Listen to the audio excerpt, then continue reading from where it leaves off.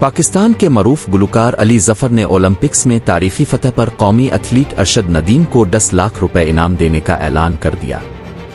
समाजी राब्ते की website x पर अपने पैगाम में गुलकार ने कौमी एथलीट को मुबारकबाद देते हुए लिखा कि मैं अली जी फाउंडेशन की जानिब से उनके लिए 1 मिलियन के इनाम का ऐलान करता हूँ। उन्होंने अपने पैगाम में लिखा कि आइए अपने हीरोज की कामयाबी का वो जश्न मनाते हैं जिसके वो मुस्तहिक हैं।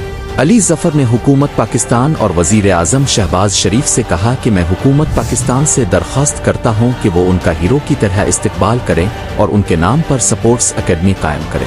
उन्होंने अपने पैगाम में कहा कि अगर हमारे एथलीट्स और खिलाड़ियों को वो सपोर्ट मिलना शुरू हो जाए जिसके वो मुस्तहिक हैं तो हम साल में 10 गोल्ड जीत सकते हैं।